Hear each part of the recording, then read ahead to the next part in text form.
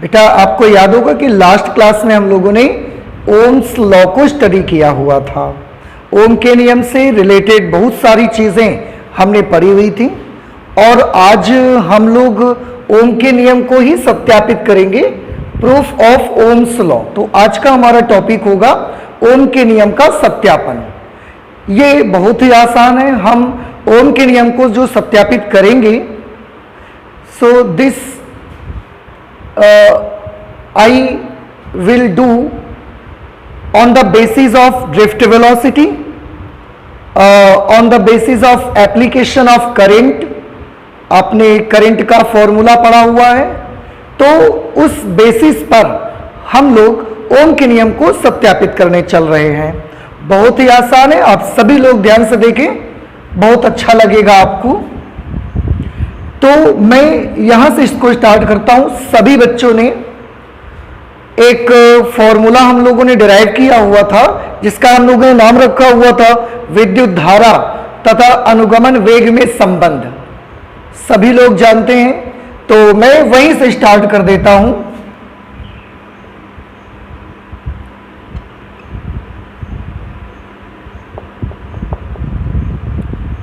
हम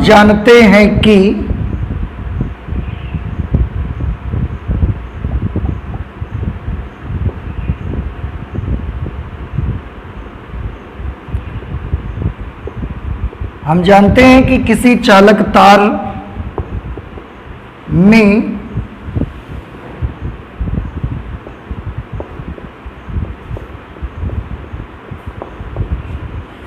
जो भी आपका कंडक्टिंग वायर होगा उसमें फ्री इलेक्ट्रॉन्स होते हैं। चालक तार में मुक्त इलेक्ट्रॉनों के अनुगमन वेग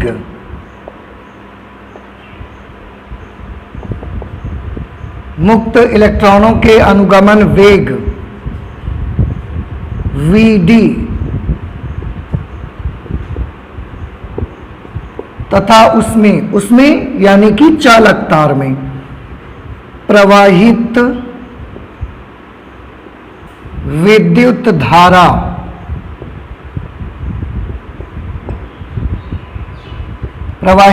धारा I में निम्न संबंध होता है।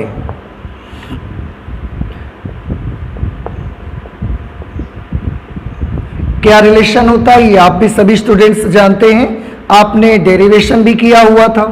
फॉर्मूला आया था I is equal to -n e a into Vd। ये फॉर्मूला हम लोगों ने करंट और ड्रिफ्ट वेलोसिटी के बीच रिलेशन में फाइंड आउट किया था। मैं एक बार सारे सिंबल्स आपको क्लियर कर देता हूं। इस फॉर्मूले में I जो है वो कंडक्टर में फ्लो होने वाली करंट है, विद्युत धारा। N आप सभी स्टूडेंट्स जानते हैं, N है नंबर ऑफ फ्री इलेक्ट्रॉन्स पर मीटर क्यूब। जो भी हमारे पास कंडक्टर होगा उसकी 1 मीटर क्यूब में मुक्त इलेक्ट्रॉनों की संख्या, जिसे हम इलेक्ट्रॉन डेंसिटी भी कहते हैं, मुक्त इलेक्ट्रॉन घनत्व, वो स्मॉल n है। E चार्ज ऑफ 1 इलेक्ट्रॉन, और क्योंकि चार्ज इलेक्ट्रॉन का -e होता है इसलिए यहां माइनस भी है, -e। A चालक तार के अनुप्रस्थ काट का क्षेत्रफल। मैं यहां पर एक कंडक्टर बना देता हूं आपके समझने के लिए। ये मैंने एक कंडक्टर बना दिया। ये मान लेते हैं कि इसके अनुप्रस्थ काट का क्षेत्रफल a है। इस कंडक्टर की जो टोटल लेंथ है वो भी हम मान लेते हैं l। इसके दोनों सिरों के बीच हम एक वोल्टेज के सोर्स से पोटेंशियल डिफरेंस अप्लाई करते हैं। ये अगर इस बैटरी का वोल्टेज V है तो क्योंकि ये बैटरी कंडक्टर के दोनों सिरों के बीच जुड़ी हुई है, जिसकी वजह से इसके दोनों सिरों के बीच का विभवांतर भी V के बराबर आ जाएगा। इसके अंदर +2- एक इलेक्ट्रिक फील्ड उत्पन्न हो जाएगा। सिरों के बीच विभवांतर V अंदर electric field E from positive terminal to negative terminal. Okay, ये I का मान A, अनुप्रस्थ काट का क्षेत्रफल VD, इसके अंदर जो भी फ्री इलेक्ट्रॉन्स होंगे उनकी ड्रिफ्ट वेलोसिटी है, उनका अनुगमन वेग है। और आप सभी स्टूडेंट्स जानते हैं, मैं इसको थोड़ा सा एक तरफ बना देता हूं, ये इलेक्ट्रिक फील्ड की डायरेक्शन होगी, और अगर ये कोई भी फ्री इलेक्ट्रॉन है तो ड्रिफ्ट वेलोसिटी की डायरेक्शन ये होगी, आप सभी लोग जानते हैं। इलेक्ट्रिक फील्ड और drift velocity they will be in opposite direction to each other. तो ये करंट का फॉर्मूला हम लोगों ने पढ़ के रखा हुआ है। ओके, अब हम एक काम करते हैं, वीडी का फॉर्मूला भी हमको पता है, मुक्त इलेक्ट्रॉनों का अनुगमन वेग का फॉर्मूला भी हमने डिराइव किया हुआ है।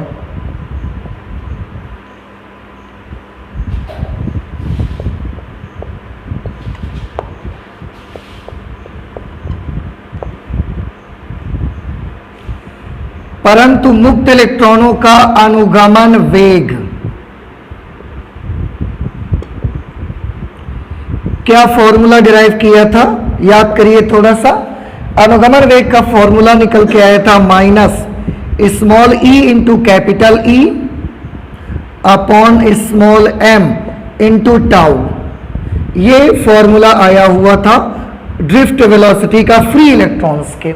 इसमें भी जो भी सिंबल आ रहे हैं मैं आपको इसके अर्थ बता देता हूं। Vd मुक्त इलेक्ट्रॉनों का अनुगमन वेग है, स्मॉल e या माइनस स्मॉल e एक इलेक्ट्रॉन का आवेश है, कैपिटल E चालक तार के अंदर विद्युत क्षेत्र की तीव्रता है, m एक इलेक्ट्रॉन का द्रव्यमान है। ध्यान दे दीजिए कि यहां पर जो स्मॉल m यूज हो रहा है बेटा, ये चालक तार का द्रव्यमान नहीं है, बल्कि ये चालक तार के भीतर उपस्थित एक मुक्त इलेक्ट्रॉन का द्रव्यमान है। तो जितने भी फ्री इलेक्ट्रॉन्स होंगे उनमें सबका मास m के बराबर होगा। टाउ ये मुक्त इलेक्ट्रॉनों का श्रांति काल होगा, रिलैक्सेशन पीरियड, रिलैक्सेशन टाइम। ये Vd का फॉर्मूला होगा। ठीक है, अब हम एक काम कर देते हैं, Vd का ये जो वैल्यू है ये क्वेश्चन नंबर 1 पे पुट अप कर देते हैं।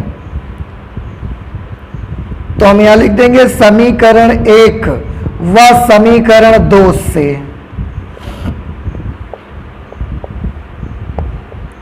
समीकरण 1 व समीकरण 2 से सभी बच्चे ध्यान से देखें। इक्वेशन नंबर 1 ये है, इक्वेशन नंबर 2 ये है।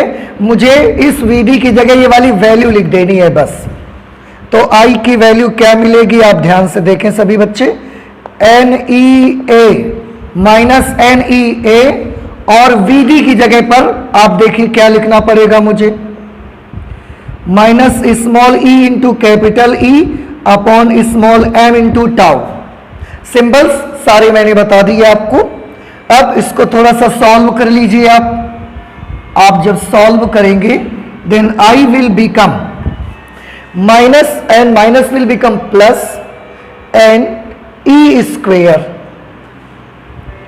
n को हमने n लिख दिया, e इंटू ई करेंगे तो ई स्क्वेयर बन जाएगा, n इंटू ई स्क्वेयर, इसके बाद a upon m, a upon m into capital E into tau. फिर से एक बार मैच कर लेते हैं, -1 प्लस हो गया, n e into E square, a upon m into E into tau. ठीक है, अब यहां पर बेटा आप देख रहे हैं कि जो ये कैपिटल E आप देख रहे हैं, ये चालक तार के अंदर विद्युत क्षेत्र की तीव्रता है। आप सभी विद्युत क्षेत्र की तीव्रता का एक फॉर्मूला पढ़ा हुआ है आपने, क्या कि अगर किसी भी कंडक्टर के दोनों सिरों के बीच का विभवांतर कैपिटल V है और चालक तार की लंबाई स्मॉल l है, तो उसके अंदर इलेक्ट्रिक फील्ड की वैल्यू हमने पढ़ा E is equal to V upon L। अगर आपको याद ना है तो मैं बता देता हूं, E is equal to minus dV upon dr पढ़ा था आपने फॉर्मूला। इससे पहले भी हम लोग इसको कर चुके हैं, कई जगह यूज भी किया हुआ है। मींस वैद्युत क्षेत्र की तीव्रता अगर निकालनी है तो विभवांतर बटे लेंथ चाहिए, लंबाई चाहिए, डिस्टेंस चाहिए। विभवांतर बटे दूरी, माइनस निशान तो ई की डायरेक्शन को इंडिकेट करता है। तो यहां पर ई का फॉर्मूला क्या बनेगा? हमने देखा विभवांतर बटे दूरी, यहां जो भी कंडक्टर है उसके दोनों सिरों के बीच का विभवांतर कितना? कैपिटल वी, और उसकी लंबाई कितनी? एल। इसलिए विद्युत क्षेत्र की तीव्रता क्या बनेगी? विभवांतर बटे दूरी, विभवांतर बटे लंबाई, V अपॉन एल जो होगा वो यहां पर विद्युत क्षेत्र की तीव्रता का फॉर्मूला बन जाएगा।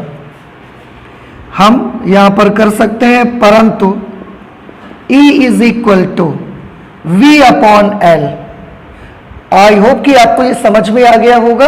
एक बार फिर से मैं याद दिला दूं, E is equal to minus d v upon d r, विभवांतर बटे दूरी, चालक तार के दोनों सिरों के बीच का विभवांतर V, क्योंकि V वोल्ट की बैटरी लगी हुई है।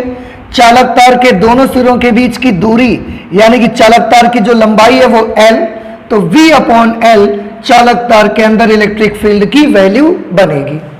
लेकिन E is equal to V upon L, then I is equal to, I की वैल्यू उस समय क्या आ जाएगी? E की जगह यहां पर वैल्यू लिख देंगे हम, N E square A, capital E की जगह पर V upon L upon M, N E square A upon M ये लिख दिया, E की जगह पर V अपॉन एल, और यहां पर हमने कर दिया टाउ। ये करंट का बेटा फॉर्मूला बना, वैद्युत धारा का फॉर्मूला आ गया। अब इसमें से कुछ चीजें आपको देखनी है। ये जो वैद्युत धारा का फॉर्मूला है इलेक्ट्रिक करंट का, आप देखें इसमें कौन कौन से सिंबल्स यूज हुए हैं। मैं एक बार फिर से आपको सारी बातों को रिमाइंड करा देना चाहता हूं कि कौन कौन से सिंबल्स हमने यहां पर यूज किए हुए हैं। एन, चालक तार के अंदर मुक्त इलेक्ट्रॉन घनत्व, ई किसी एक मुक्त इलेक्ट्रॉन का आवेश, एम इलेक्ट्रॉन का द्रव्यमान, ए चालक तार के अनुप्रस्थ काट का क्षेत्रफल, area of cross section, V चालक तार के दोनों सिरों के बीच का विभवांतर, L चालक तार की लंबाई, टाउ चालक तार के अंदर उपस्थित मुक्त इलेक्ट्रॉनों का श्रांति काल, रिलैक्सेशन पीरियड। अब इनमें से थोड़ी सी आपको जानकारियां लेनी है और उन्हें सभी बच्चों को याद रखना है। थोड़ा गौर करिए सभी लोग, एक एक सिंबल यहां से उठाते हैं और देखते हैं कि ये किस पर डिपेंड करता है, इसको हम देखना चाहते हैं थोड़ा सा। जैसे सबसे पहले मुझे मिल रहा है एन, एन अभी मैंने बताया कि चालक तार के अंदर मुक्त इलेक्ट्रॉन घनत्व, यानी कि चालक तार के अंदर प्रति एकांक आयतन में मुक्त इलेक्ट्रॉनों की संख्या है। और आप जानते हैं, हम देखते हैं, हमने देखा कि अगर हम मेटल चेंज करते हैं तो ये एन अलग अलग हो जाता है। मींस अगर हमने कॉपर का वायर लिया है, कॉपर का कंडक्टर लिया है, तो उसके प्रति एकांक आयतन में मुक्त इलेक्ट्रॉनों की संख्या कुछ होती है। अगर हमने उसी कॉपर की जगह एल्यूमिनियम ले लिया है तो उसमें उसके प्रति एकांक आयतन में मुक्त इलेक्ट्रॉनों की संख्या कॉपर के अंदर प्रति एकांक आयतन के मुक्त इलेक्ट्रॉनों की संख्या से अलग होती है। मींस अगर मेटल बदल देते हैं तो एन की वैल्यू चेंज हो जाती है। अगर इसकी जगह पर हम सिल्वर का कंडक्टर ये ले लेते हैं तो उसके अंदर प्रति एकांक आयतन में मुक्त इलेक्ट्रॉनों की संख्या अर्थात तो मुक्त इलेक्ट्रॉन घनत्व कुछ और वैल्यू का होता है। इट मींस कि जो एन होता है ये किस पर डिपेंड करता है? ये मेटल पर डिपेंड करता है। कॉपर पे इसकी वैल्यू अलग, एल्यूमिनियम में इसकी वैल्यू अलग, सिल्वर के लिए इसकी वैल्यू अलग है। तो अगर हम मेटल चेंज कर देते हैं तो एन की वैल्यू चेंज हो जाती है। और जितनी देर तक हम मेटल चेंज नहीं करते हैं, अगर हमने अपने एक्सपेरिमेंट के लिए, अपनी किसी एक्टिविटी के लिए एक बार कॉपर की वायर ले ली है और पूरा एक्सपेरिमेंट उस कॉपर वायर के साथ में ही कर रहे हैं, तो फिर क्योंकि हम शुरू से आखिरी तक सेम मेटल यूज कर रहे हैं, इसलिए जो n होगी उसकी वैल्यू चेंज नहीं होगी। तो n किसके लिए कांस्टेंट है? मेटल बदलेगा तो n बदलेगा, मेटल नहीं बदलेगा तो n नहीं बदलेगा। इट मींस जो n है वो किसी मेटल के लिए कांस्टेंट होता है, किसी मटेरियल के लिए कांस्टेंट होता है। तो मैं यहां पर लिख देता हूं, here n is constant for material. आप मटेरियल चेंज करेंगे तो n की वैल्यू चेंज हो जाएगी। आप मटेरियल मीन्स मेटल, यहां मटेरियल का अर्थ होगा मेटल जिसमें फ्री इलेक्ट्रॉन्स होंगे। तो n is constant for metal means metal अगर शुरू से आखिरी तक आपने वही लिया हुआ है, मेटल चेंज नहीं कर रहे हैं, तो n की वैल्यू भी चेंज नहीं होगी। इट मीन्स n की वैल्यू कांस्टेंट बनी रहेगी। अच्छा, अब और आगे चलते हैं। जो E और M आप देख रहे हैं, E is the charge of one electron and M is the mass of one electron. Means जो E है और M ये दो के दोनों इलेक्ट्रॉन से रिलेटेड क्वांटिटी है। एक इलेक्ट्रॉन का आवेश है और दूसरा इलेक्ट्रॉन का द्रव्यमान है। और आप तो जानते हैं कि जब तक इस दुनिया में इलेक्ट्रॉन रहेगा तब तक उसका आवेश और द्रव्यमान तो आप नहीं बदल सकते ना। आप तो उसको चेंज करने के लिए कुछ नहीं कर सकते, आप उसमें कोई बदलाव नहीं ला सकते। इट मीन्स कि जो E है इलेक्ट्रॉन का आवेश और M इलेक्ट्रॉन का द्रव्यमान, ये दोनों क्वांटिटीज ही इलेक्ट्रॉन के लिए कांस्टेंट है। जब तक इलेक्ट्रॉन रहेगा, समझ रहे ना, जब तक इलेक्ट्रॉन रहेगा तब तक E और M चेंज नहीं कर सकते आप, या E और M में कोई परिवर्तन नहीं आएगा। तो यहां पर मैं लिख सकता हूं E and M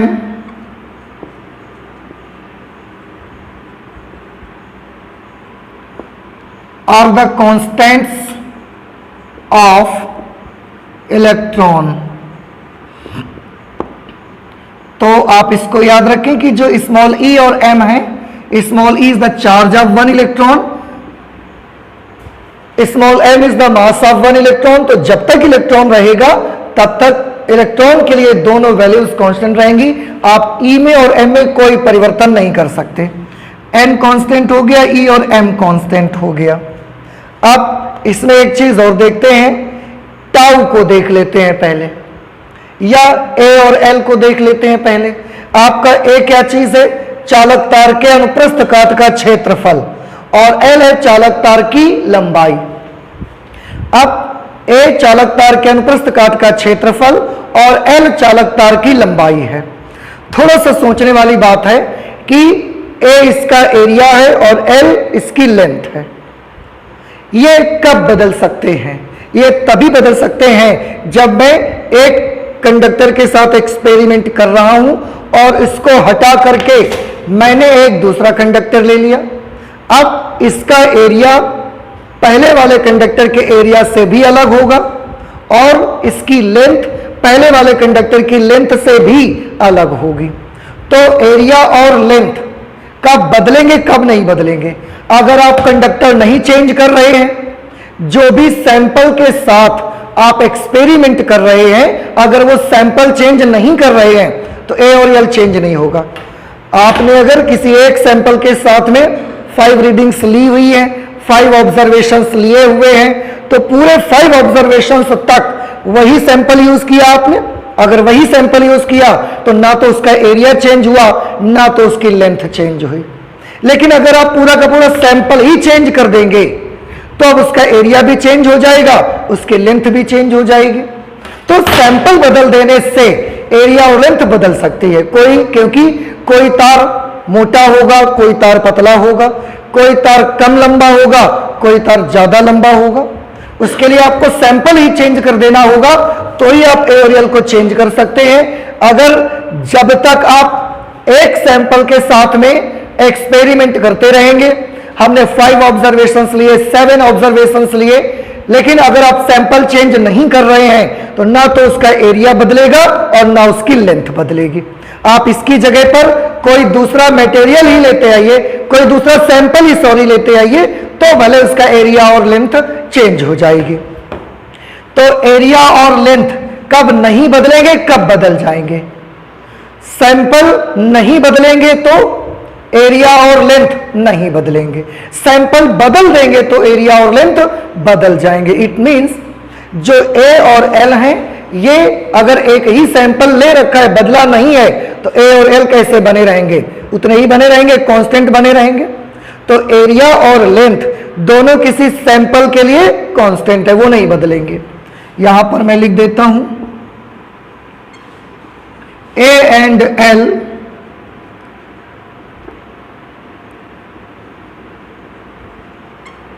A and L are the constants of a given sample.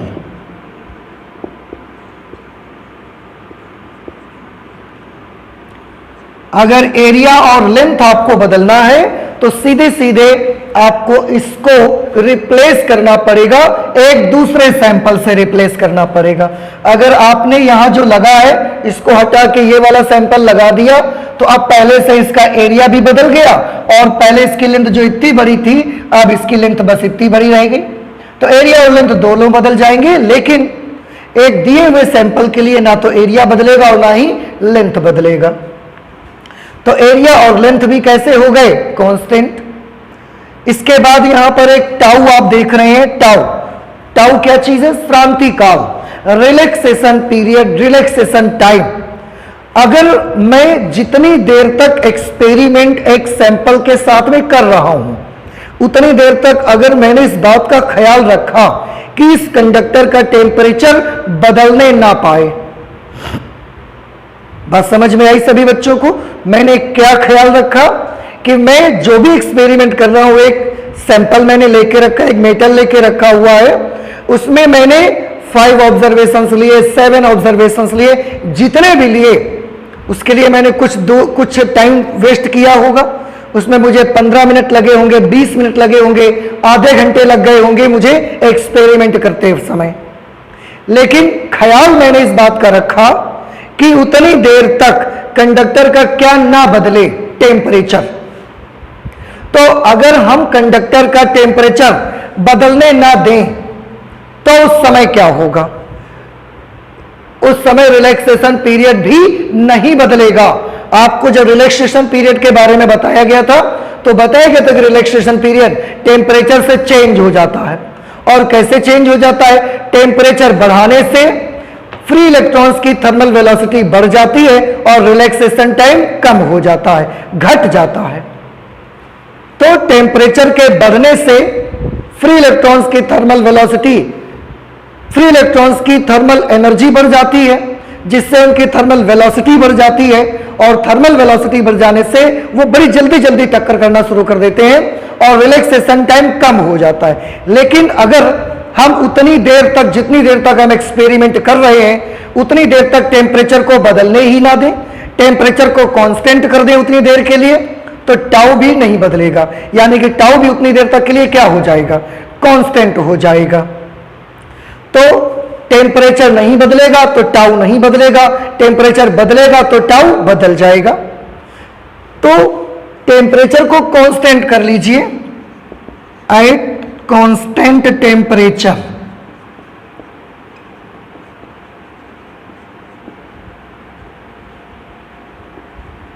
at constant temperature tau will be also constant. Temperature अगर आप कांस्टेंट रखेंगे, बदलने नहीं देंगे, तो टाउ भी नहीं बदलेगा, टाउ भी कांस्टेंट रहेगा। ठीक है? अगर टेम्परेचर आप बढ़ा देंगे तो टाउ कम हो जाएगा, टेम्परेचर कम कर देंगे तो टाउ ज्यादा हो जाएगा। लेकिन अगर टेम्परेचर में बदल नहीं देंगे, टेम्परेचर को ही कांस्टेंट कर दिया तो टाउ भी कांस्टेंट हो जाएगा। अब इतनी सारी जो चीजें आपने देखी हैं, ये बहुत इंपॉर्टेंट हिस्सा है बेटा, इसे आप सबको अच्छे से याद रखना है। इस फॉर्मूले में अब कौन सी क्वांटिटीज बची उनको थोड़ा ध्यान से देखिए। एन हमने क्या कर लिया, कांस्टेंट, क्योंकि हम मेटल चेंज नहीं कर रहे हैं जितनी देर तक हम एक्सपेरिमेंट कर रहे हैं। E and m are the constants of electron, और इलेक्ट्रॉन को तो आप कुछ कर नहीं सकते ना, इलेक्ट्रॉन तो इलेक्ट्रॉन ही है, आप कुछ नहीं कर सकते उसके मामले में, तो ये कांस्टेंट रहेंगे। ए और एल को भी हमने कांस्टेंट कर दिया, क्यों, क्योंकि हम सैंपल चेंज नहीं कर रहे हैं और ये दोनों सैंपल के कांस्टेंट हैं। दूसरा, हमने टाउ को भी कांस्टेंट कर दिया, क्यों, क्योंकि हम टेम्परेचर चेंज नहीं होने दे रहे हैं।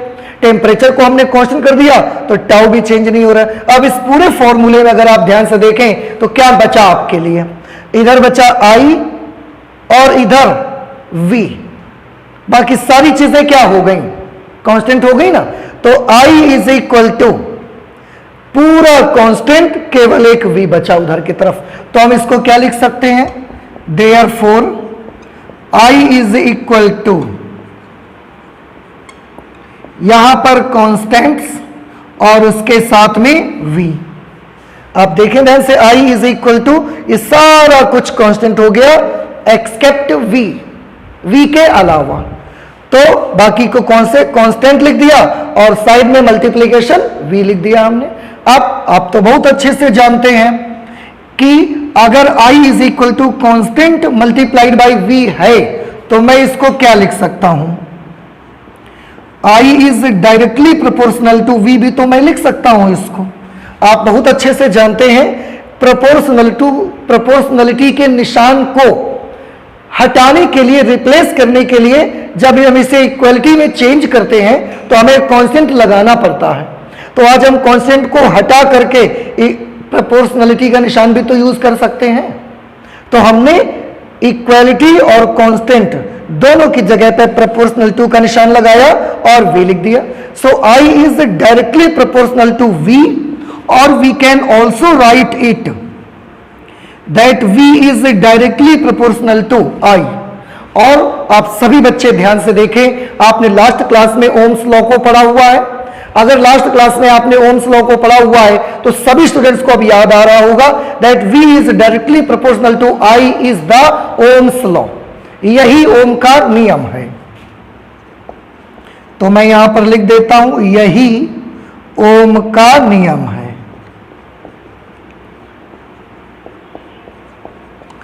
और इस तरह से आपने देखा कि हमने ओम के नियम को सत्यापित कर लिया। लेकिन इन सब को समझने के लिए आपको ये वाला पोर्शन बहुत अच्छे से आना चाहिए।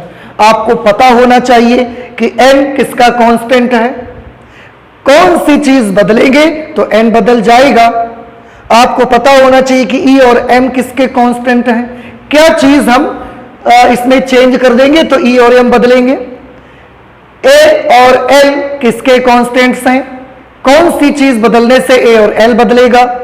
टाउ किसका कांस्टेंट है, क्या बदलने से टाउ बदलेगा, ये सब आपको पता होना चाहिए। जैसे मैं एक आध प्रश्न यहां पर देखता हूं और आप भी कोशिश कीजिए उनके आंसर ढूंढने की।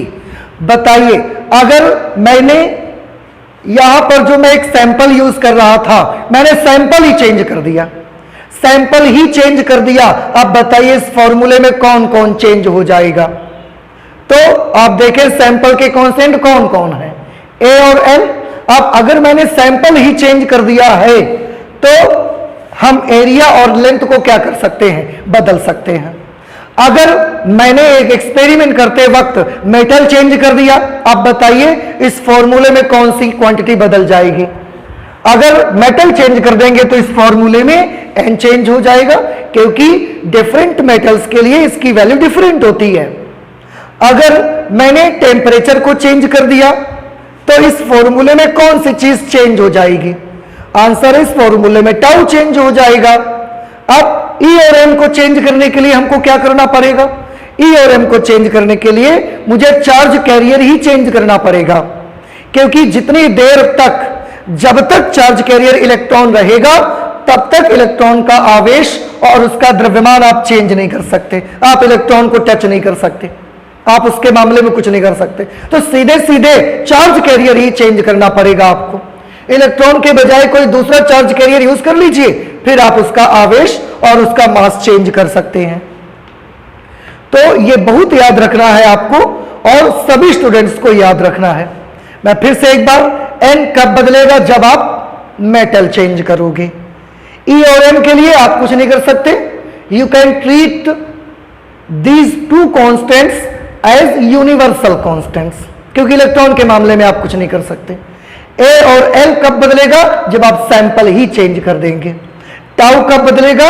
जब आप टेम्परेचर को चेंज करेंगे तो टाउ चेंज हो जाएगा। Okay, so this is Ohm's law. I hope कि आपको ओम के नियम का सत्यापन समझ में आ गया होगा। अब जब ओम के नियम का सत्यापन कर चुके हैं तो यहां से हम एक बहुत अच्छी सी चीज फाइंड आउट कर सकते हैं, क्योंकि लास्ट क्लास में हमने रेजिस्टेंस के बारे में पढ़ा हुआ था, तो वो रेजिस्टेंस का फॉर्मूला हम चाहें तो यहां से बना सकते हैं। तो अब मैं इसे इरेज कर देता हूं। ये बहुत इंपॉर्टेंट है बेटा, और ये सारी चीजें आपको बहुत अच्छे से याद रखना है, specially this portion. You all have to remember this portion, बहुत अच्छे से याद रखना है आपको। अब मैं यहां पर, क्योंकि आई का मैंने एक फॉर्मूला यहां पर बनाया और उसकी मदद से हमने ओम के नियम को सत्यापित कर लिया है, तो हम यहां पर प्रतिरोध का फॉर्मूला भी देखना चाहते हैं।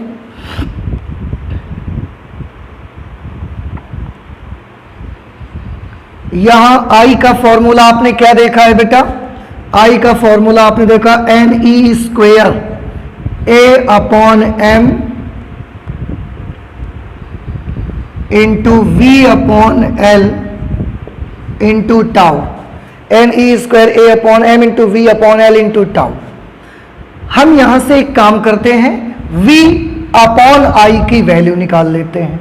थोड़ा ध्यान से सभी स्टूडेंट्स, V अपॉन I की वैल्यू निकालेंगे। तो हम एक काम करेंगे, V को यहीं बना के रखेंगे, I जो इधर है उसको इधर ले आएंगे, तो V अपॉन I आ जाएगा। और इसके अलावा जितनी भी चीजें हैं, tau, L, M, A, E square N, ये सबको हम इधर भेज देंगे। तो क्या मिलेगा आपको? आपको मिल जाएगा ML upon N E square A tau. और ये किसकी वैल्यू आ गई? ये V अपॉन I की वैल्यू आ गई। आप गौर करिए, V upon I is equal to ML upon N E square A tau. और बेटा अभी आपने पिछले लेक्चर में पढ़ा हुआ है that V upon I is the resistance of conductor, where V upon I is the resistance of conductor.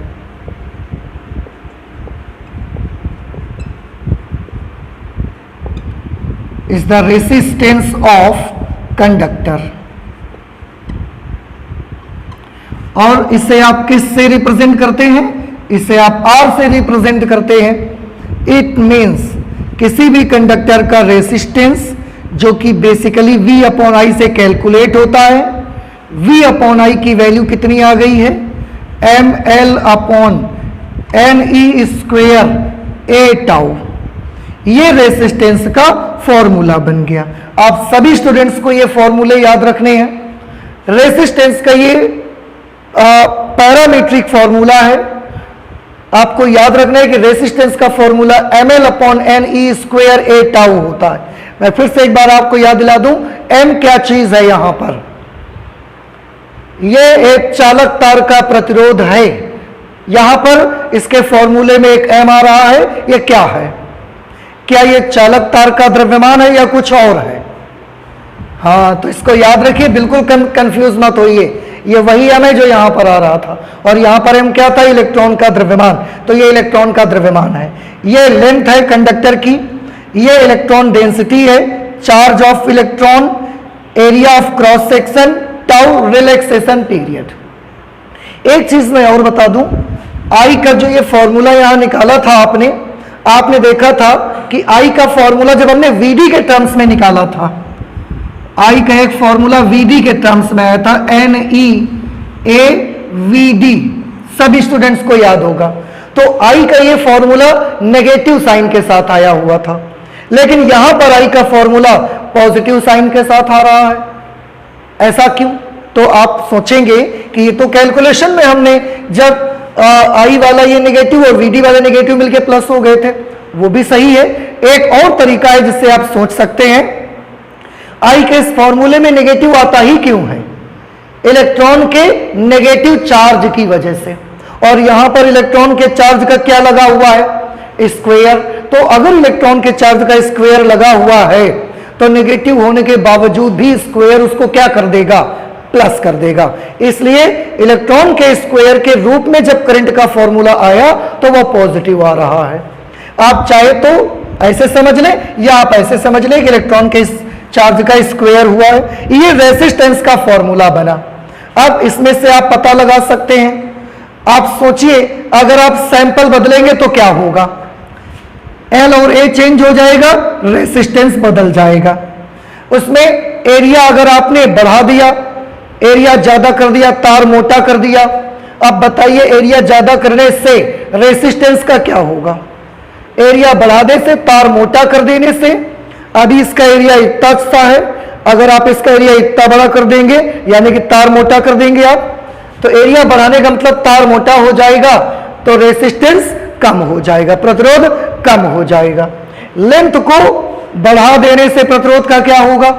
Length को बढ़ा देने से प्रतिरोध बढ़ जाएगा। ठीक है, तो इस तरह से हम इनसे डिपेंडेंसी भी चेक कर सकते हैं रेजिस्टेंस की। प्रतिरोध किन किन चीजों पर डिपेंड करता है ये आप यहां से देख सकते हैं। अब मुझे बताइए, टेम्परेचर बढ़ने से रेजिस्टेंस का क्या होगा? टेम्परेचर बढ़ने से रेजिस्टेंस का क्या होगा? टेम्परेचर बढ़ने से सबसे पहले चेक करिए कि टाउ का क्या होगा। टेम्परेचर बढ़ने से कौन सी चीज है इसमें जो प्रभावित होगी? टाउ प्रभावित होगी। अगर टाउ प्रभावित होगी तो टेम्परेचर बढ़ने से टाउ का क्या होगा? टाउ घट जाएगा। अगर टाउ घट जाएगा तो प्रतिरोध का क्या होगा? बढ़ जाएगा। तो टेम्परेचर बढ़ने से मेटल्स का प्रतिरोध बढ़ जाएगा। तो आप किसी की भी डिपेंडेंसी चेक कर सकते हैं प्रतिरोध की, लेकिन उसके लिए सारी चीजें आपको पता रहनी चाहिए। तो ये प्रतिरोध का फॉर्मूला है, आप सभी स्टूडेंट्स को याद रखना है, ml/ne² A टाउ। ये फॉर्मूला प्रतिरोध का भी हमने निकाल लिया। इसमें एक चीज और अभी तक हम लोगों ने नहीं की हुई है, क्योंकि प्रतिरोध के बारे में हम लोग पढ़ रहे हैं, सो इट्स वेरी नेसेसरी कि हम प्रतिरोध का मात्रक, उसका विमीय सूत्र, ये सारी चीजें भी देख लें। तो चलिए देख लेते हैं प्रतिरोध का मात्रक क्या होता है।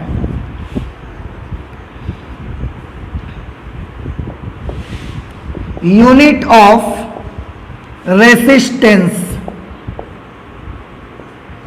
प्रतिरोध का मात्रक। तो मात्रक तो आप जानते हैं, हम उसके फॉर्मूले से ही बनाते हैं। तो प्रतिरोध का फॉर्मूला याद करिए क्या होता है। प्रतिरोध का फॉर्मूला था, बेसिक जो कैलकुलेशन हम प्रतिरोध की करते हैं, that is V/I, potential difference across conductor upon current जो कंडक्टर में फ्लो हो रही है। इससे आप बना सकते हैं। आप देखें, R का मात्रक क्या बनेगा? V। वोल्टेज का मात्रक क्या होता है? वोल्ट अपॉन करंट का मात्रक होगा एम्पियर। तो प्रतिरोध का मात्रक होगा वोल्ट पर एम्पियर। लेकिन बार बार वोल्ट पर एम्पियर, वोल्ट पर एम्पियर हमें मत कहना पड़े, इसलिए उसका एक छोटा सा SI यूनिट बनाया गया। और क्योंकि इस पर जॉर्ज साइमन ओम ने ज्यादा वर्क किया हुआ था प्रतिरोध वगैरह के बारे में, ओम्स लॉ से रिलेटेड है ये, तो उन्हीं के नाम पर, उनके ऑनर में हमने इसके मात्रक का नाम रख दिया ओम। ओम हमने इसका मात्रक रख दिया। तो वोल्ट पर एम्पियर बार बार हमको नहीं बोलना है, हमको सीधे आर के मात्रक को क्या कहना है? ओम। और ओम के लिए हमने एक सिंबल भी बनाया बेटा, ओम के लिए एक सिंबल हमने बनाया, और वो सिंबल क्या है? तो ये जो सिंबल हम देख रहे हैं ना, ये सिंबल प्रतिरोध का नहीं है, ये सिंबल ओम का क्या सिंबल है? मुझे ओम में भी ये 3 लेटर्स लिखने पड़ रहे हैं, OHM। मैंने इसको भी हटा दिया और इसका एक सिंबल बना लिया, ऐसा सिंबल बना दिया इसका और आपको बताएं इसको ओमेगा कहा जाता है। हाँ, ये कोई नई चीज नहीं थी। एक्चुअली ओम का जो शब्द है, जो वर्ड है, जो ओम का नाम है, उसका सबसे पहला अक्षर क्या है? सबसे पहला अक्षर ओ है। तो उन्होंने क्या किया, ओ को ऐसा बनाया और उसके बाद थोड़ी सी डिजाइन उसमें ऐसे कटिंग कर दी। इस तरह से ये ओम का सिंबल यहां पर बन करके आ गया। तो ओम का सिंबल कोई नई चीज नहीं थी, बड़ा आसान है। उन्होंने कैसे ओम के सिंबल को ऐसा ही क्यों बनाया, मैं फिर से एक बार जिक्र कर देता हूं। ओम का पहला अक्षर क्या है? ओ। तो उन्होंने ओ को बनाया, ओ बनाने के बाद उसमें ऐसे एक लाइन बनाई गई और यहां से थोड़ा सा डिजाइन की वजह से ऐसा इसको कट कर दिया गया और इस प्रकार का जो सिंबल बना, इसका नाम रख दिया गया ओमेगा। और उसके बाद हम इसी को अब ओम कह देते हैं। तो जब भी कभी आर का मात्रक ओम लिखने की बारी आएगी, वोल्ट पर एम्पियर भी यूनिट है, लेकिन ओम लिखने की बारी आएगी तो हम इतना बड़ा नहीं लिखेंगे, सीधे सिंबल बना देंगे, बस काम खत्म। ठीक है। अब हम रेसिस्टेंस का विमेय सूत्र भी देख लेते हैं, डायमेंशंस भी देख लेते हैं।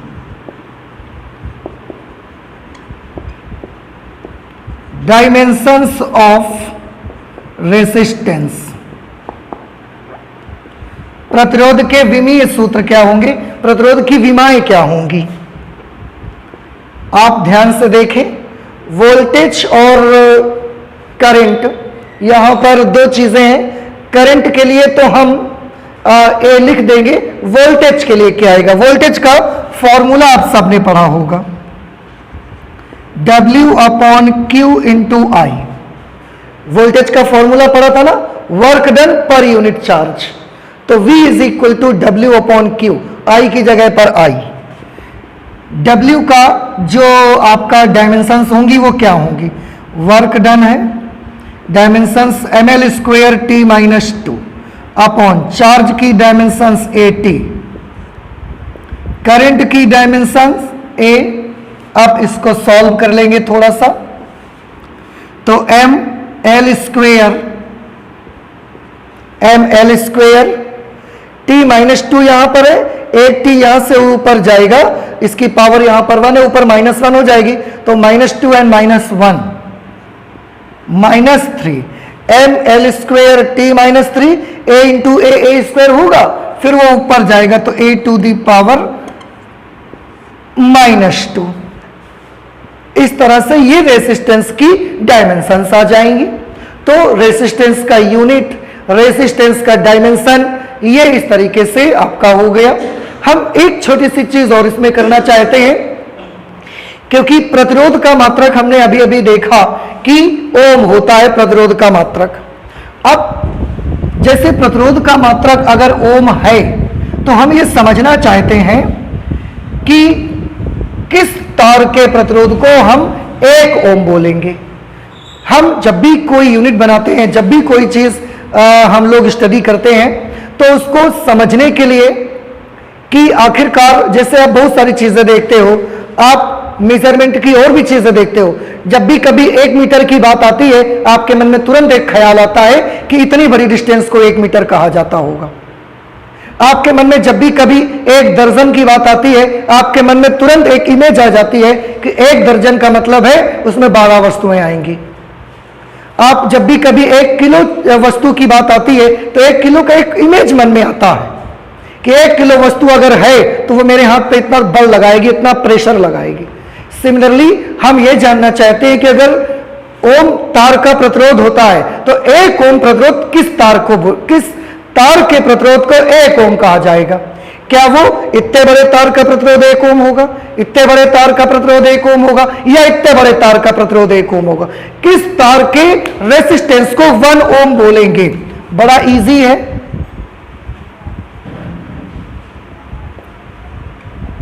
We know that R is equal to V upon I, और इसका मात्रक अभी अभी आपको बताया गया, क्या बताया गया? O। अब तो मैं 1 ओम को डिफाइन करना चाहता हूं, 1 ओम की परिभाषा लिखना चाहता हूं, 1 ओम प्रतिरोध की।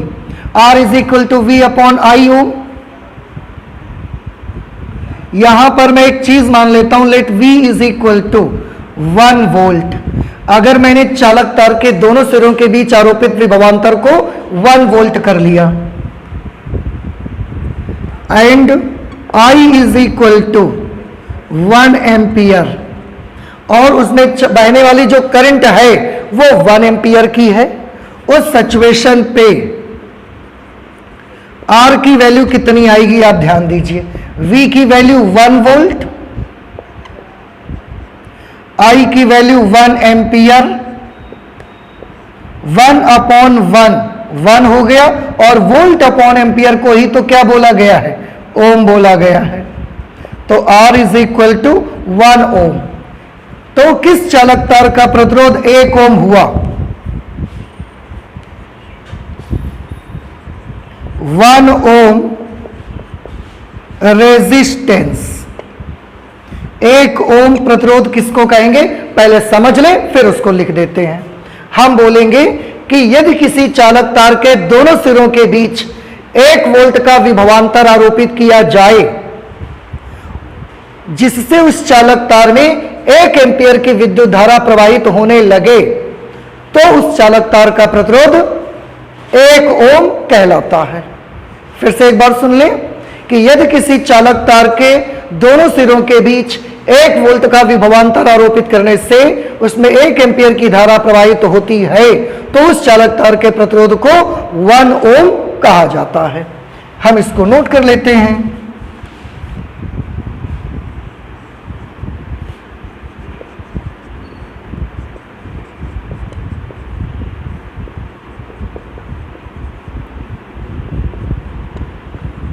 यदि किसी चालक तार के दोनों सिरों के बीच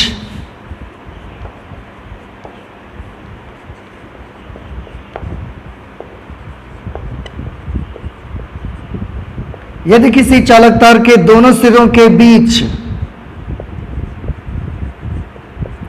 1 वोल्ट विभवांतर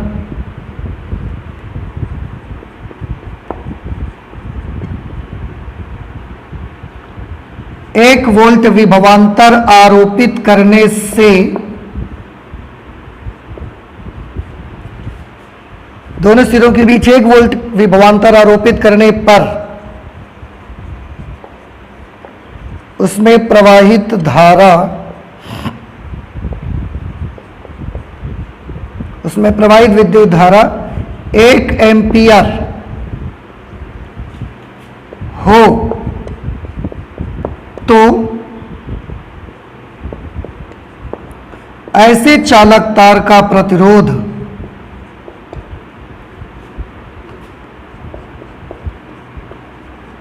ऐसे चालक तार का प्रतिरोध 1 ओम होगा या होता है। तो ये हमने 1 ओम की डेफिनेशन बना ली। तो आप कभी भी एक्सपेरिमेंट करें, अगर एक कंडक्टर आपने लिया, उसके दोनों सिरों के बीच आपने 1 वोल्ट की बैटरी लगा दी, 1 वोल्ट विभवांतर वाली एक सेल लगा दी, एक बैटरी आपने लगा दी, और जैसे ही 1 वोल्ट पोटेंशियल डिफरेंस की हमने सेल लगाई, बैटरी लगाई, हमने देखा कि उस कंडक्टर में फ्लो होने वाली करंट 1 एम्पियर है। तो 1 volt potential difference, 1 ampere current, तो समझ जाना चाहिए कि इस वाले कंडक्टर का प्रतिरोध कितना होगा, 1 ओम। लेकिन अगर आपने 1 वोल्ट का विभवांतर लगाया और 1 वोल्ट का विभवांतर लगाने से इसमें करंट फ्लो हो रही है 2 एम्पियर, तो समझ जाएं कि इस चालक तार का प्रतिरोध 1 ओम नहीं है, याद रखिए। फिर इस चालक तार का रेजिस्टेंस 1 ओम नहीं है। 1 वोल्ट का विभवांतर लगाया जाए और 1 एम्पियर की धारा बहना शुरू हो जाए तो समझ जाना चाहिए कि उस वाले तार का जो प्रतिरोध होगा वो 1 ओम होगा। इसीलिए मैंने लिखा यदि किसी चालक तार के दोनों सिरों के बीच 1 वोल्ट विभवांतर आरोपित करने पर उसमें प्रवाहित धारा 1 एम्पियर हो तो ऐसे चालक तार का प्रतिरोध 1 ओम होता है। तो इस तरह से आपने देखा कि आज हम लोगों ने ओम के नियम को भी सत्यापित किया। ओम्स लॉ पर हमने पिछली क्लास में लिया हुआ था, आज हमने उसको प्रूफ करके दिखाया। ओम्स लॉ को प्रूफ किया ओम्स लॉ के प्रूफ करने के बाद रेसिस्टेंस का एक पैरामेट्रिक फॉर्मूला देखा, ml/ne² टाउ। रेसिस्टेंस कब बढ़ेगा कब घटेगा आपको देखना है, तो यही फॉर्मूला आप यूज करेंगे चेक करने के लिए। उसके बाद हमने मात्रक देखा, विमेय सूत्र देखा, 1 ओम की डेफिनेशन भी देखी। तो आपको सभी को इसको अच्छे से स्टडी करना है, तैयार करना है, ताकि कोई भी पार्ट आपसे मिस नहीं हो। आज हम लोग अपनी फिजिक्स में इतना ही रखेंगे, आगे और भी बहुत अच्छे अच्छे पढ़ाई करेंगे। तो मिलते हैं अगले लेक्चर पर। Thank you.